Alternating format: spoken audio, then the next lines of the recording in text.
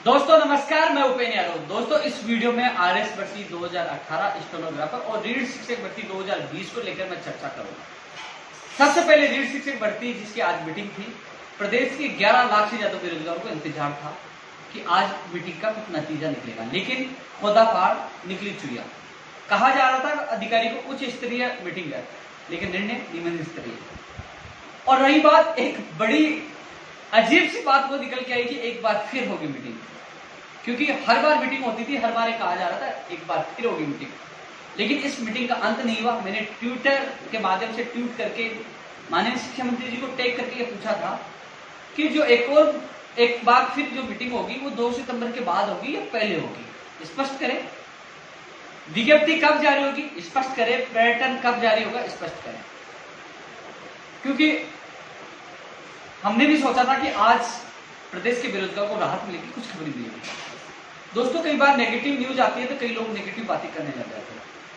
मैंने आप लोगों को अवगत कराया था कि 2 सितंबर को एग्जाम नहीं होगी, क्योंकि 9वां साल चल रहा समझ का। कई शिक्षक भर्तियां देखी है, 2012, 13, 18 कई भर्तियां देखी है मैंने। हर भर्ती का मुझे अनुभव है। 2 जून 2012 को पहली एग्जाम हुई, 9 अक्टूबर 2012 को दूसरा आर्टेट हुआ, 31 जुलाई 2011 को पहला आर्टेट हुआ। हर भर्ती की मुझे डेट याद है, क्योंकि लगातार इन भर्तियों के लिए हमने संघर्ष किया है। अधिकारियों के संपर्क में लगातार बात करने के बाद स्पष्ट हुआ कि जब पैटर्न ही जारी नहीं हुआ, जब निर्णय नहीं हुआ, तो 2 सितंबर को एग्जाम कैसे होगी। इसलिए मैंने आप लोगों को बताया। कुछ लोग कहने लगे उपेन्द्र यादव एग्जाम नहीं चाहता। अरे मैं आपके साथ हूँ, आपके भविष्य के लिए साथ हूँ, आपके सपनों के साथ हूँ कि आपके सपने जल्द से जल्द साकार। लेकिन मैं आप लोगों को झूठ कैसे बोल सकता था, आप लोगों को गोली कैसे दे सकता था। जो वास्तविक स्थिति और मेरा अनुभव था, जो मैंने आप लोगों के साथ शेयर किया कि 2 सितंबर को एग्जाम नहीं होगी। लोगों के दिल में ये सवाल चल रहा है कि आज की मीटिंग में क्या हुआ। आरएस भर्ती 2018 वाले भी चिंतित है कि कल केस उनका लगा नहीं, स्टेनोग्राफर और जो और भी 3 भर्ती भी सुनवाई है, जो 10 तारीख को 12 तारीख को हाईकोर्ट, उसके लेकर भी मैं चर्चा करूंगा। आज मीटिंग स्टार्ट हुई, शुरू हुई, तमाम अधिकारी मौजूद थे। मीटिंग में चर्चा हुई 2012-13 में जो सरकार का पैटर्न था, कांग्रेस सरकार का आर्टेट, और उसके बाद शिक्षक भर्ती, उसमें भी चर्चा हुई। उसमें भी यह चर्चा हुई कि किस कार्य से विवादों में गई थी, क्या कमी थी। इसको लेकर भी चर्चा हुई कि कॉमर्स के अभ्यर्थियों को शामिल किया जाएगा तो किस प्रकार किया जाए, कैसे किया जाए, तो वेटेज कम किया जाए या एक और एग्जाम करवाई जाए, इस पर भी चर्चा हुई। पदों को लेकर भी चर्चा हुई। दोस्तों इस मीटिंग में मंत्री जी ने सभी अधिकारियों को कहा है कि हमें किस प्रकार एग्जाम करवानी है, योग्य शिक्षक जो ज्यादा उपयोगी हो किस पैटर्न से हमें मिल सके, कि क्या 2 एग्जाम करवाएं, पहले रीड और उसके बाद सेकंड शिक्षक भर्ती, क्या एक ही एग्जाम करवाएं, उसमें वेटेज कितना हो, कॉमर्स वालों को कैसे शामिल किया जाए, पिछला जो पैटर्न कांग्रेस सरकार था उसमें क्या कमियां थी, सबको लेकर मंथन हुआ और अधिकारियों से इस पे उन्होंने राय मांगी है। और उनकी राय के बाद वो इस पे फाइनल मीटिंग करेंगे और फाइनल निर्णय लेंगे। ये आज की मीटिंग का सार निकला। साथ में ये भी तय किया गया, यदि एक और एग्जाम होती है, मान लीजिए रीड माध्यमिक शिक्षा बोर्ड करवाती है, लेकिन एक और एग्जाम होती है तो उसको बीकानेर निदेशालय करवाएगा, पंचायत राज विभाग करवाएगा, या कोई अन्य एजेंसी करवाएगा, जिला परिषद से करवाएंगे। वो तय होना बाकी है कि कौन सी एजेंसी के द्वारा एक और पेपर होगा। तमाम बिंदुओं को लेकर इस आज की मीटिंग में चर्चा की गई और अधिकारियों को, अलग अलग अधिकारियों को निर्देश दिए गए कि इसमें वो परीक्षण करें कि कौन सी पैटर्न या किस प्रकार से शिक्षक भर्ती हमारे लिए उपयुक्त रहेगी। तो आज की मीटिंग में ये साफ निकल के आया है। दोस्तों इस वर्तमान सरकार ने, मैं माननीय मुख्यमंत्री जी से निवेदन करना चाहूंगा कि आपने 31,000 भर्ती की घोषणा की, बहुत स्वागत योग्य थी, हमने स्वागत भी किया। लेकिन जो लापरवाही, जो विभाग की लापरवाही सामने आ रही है कि अभी तक पैटर्न तय नहीं हो पाया, वो बेरोजगार कैसे तैयारी करें कि लेवल 2 का पैटर्न क्या होगा, एक और एग्जाम होगी या वेटेज कम होगा, 90-10 होगा या 95-5 होगा, या एक और एग्जाम होती है तो जो अलग पेपर होगा उसका वेटेज कितना होगा।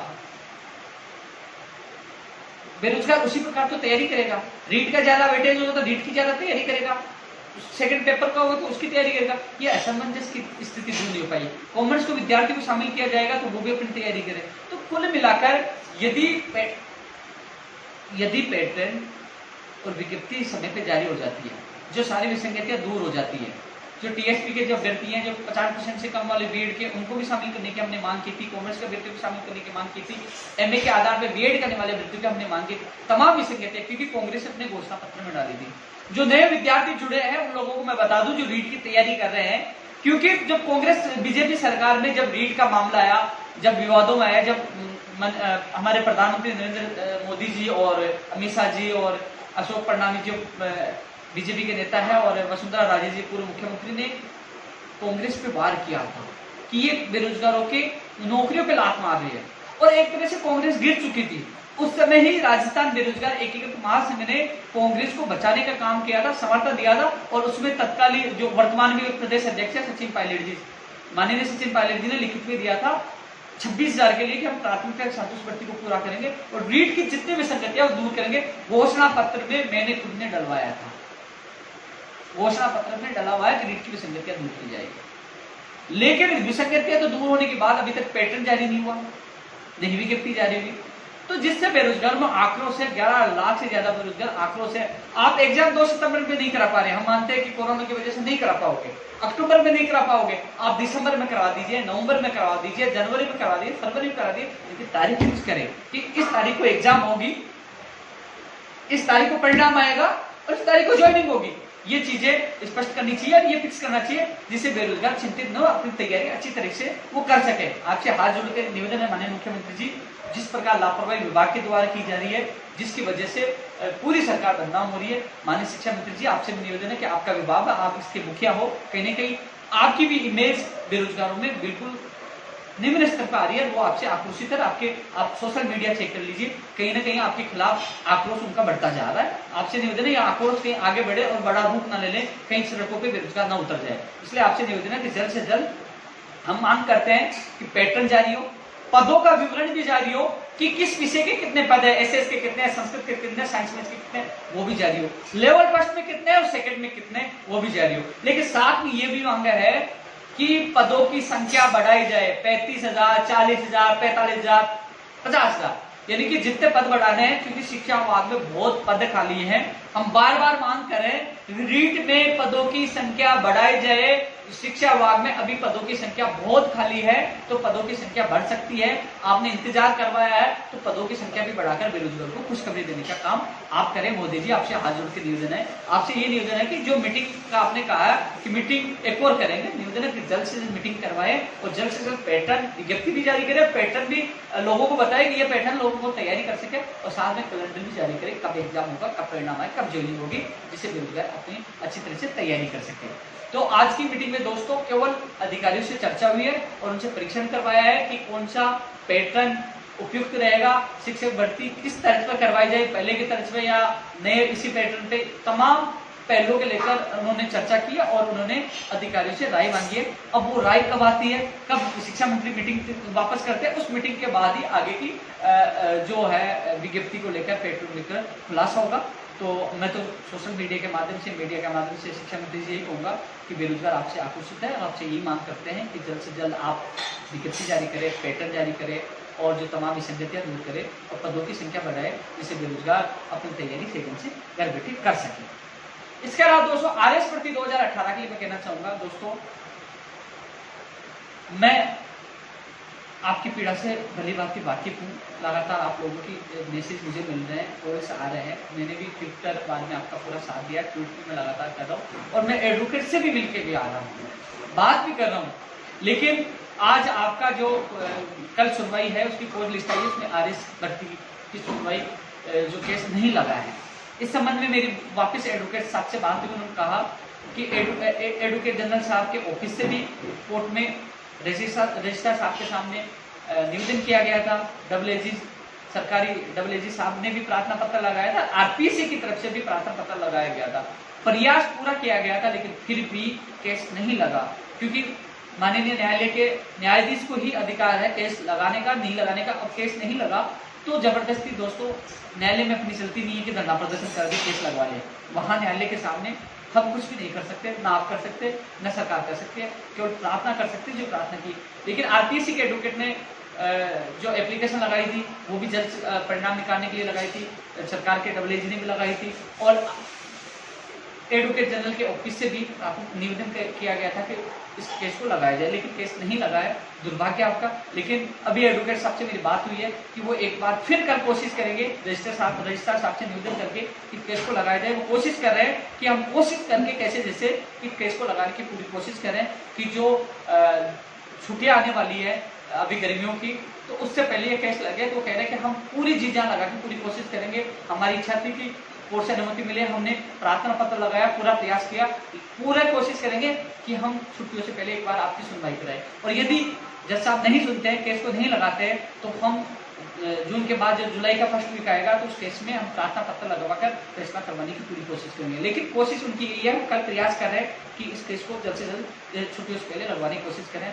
आप लोगों के लिए यही है, नेगेटिव न्यूज़ है, मुझे पता आप चिंतित दुखी, मैं भी इंतजार कर रहा था 10 तारीख की, क्योंकि सबसे ज़्यादा दुख उसको होता है जो भाग दौड़ करता है, और भाग दौड़ करके बाद उसको सही समय पे परिणाम नहीं मिलता, फल मिलता है, हताश हो जाता है। क्योंकि हम पूछते कि एडवोकेट जनरल साहब आए, हमने CM साहब के अधिकारी सचिव साहब से निवेदन किया, CM साहब के वहाँ प्रार्थना पूछी कि एडवोकेट जनरल साहब आए तो इसमें हमें राहत मिल सकती है। सरकार ने हमारी मांग मानी, एडवोकेट जनरल साहब को किया, अच्छे एडवोकेट है, लेकिन सुनवाई नहीं हो पा रही, निराशा सब में। लेकिन ये जरूर है, सफलता हमें एक दिन जरूर मिलेगी, आज नहीं तो कल हमारा फैसला भी आएगा और आपको नियुक्ति मिलेगी। संयम आप सबको रखना होगा। हमारा जो बेस्ट जितना प्रयास था मैंने किया, आपने किया, लेकिन आगे भी हम प्रयास करेंगे कि जल्द से जल्द सुनवाई हो और आपको राहत मिले। स्टेनोग्राफर भर्ती 2018 की संशोधित अभ्यर्थना आज CMO में उसकी फाइल पूछ चुकी है। कल बात करके जल्द से जल्द उस अभ्यर्थना को निकलवाने की कोशिश करेंगे, जिससे वो फाइल अधीनस्थ बोर्ड पूछ सके, और अधीनस्थ बोर्ड में जाने के बाद उसकी जो आवेदन प्रक्रिया शुरू हो सके। जून एंड या जुलाई में आपकी आवेदन प्रक्रिया शुरू होने की संभावना है। इसके अलावा मैं जैन भर्ती 2020 के लिए हमेशा पहले भी कहा था, सिलेबस में ज्यादा बदलाव नहीं है, थोड़ा बहुत बदलाव होगा।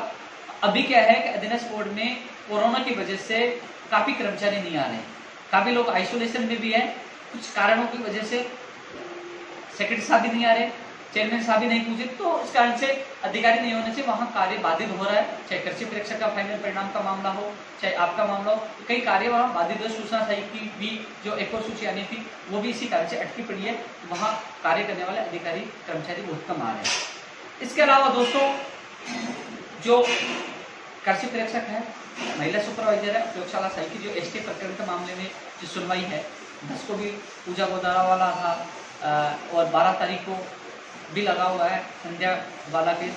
कोशिश पूरी की जा रही है। अब आपकी किस्मत, केस लगता है तो 100% आपका केस लाने की उम्मीद है, क्योंकि एडवोकेट जनरल साहब आपकी पेरोल करने आ रहे हैं। अब भगवान से दुआ करो आपका केस लगे, जिससे आपका रिश्ता हो सके।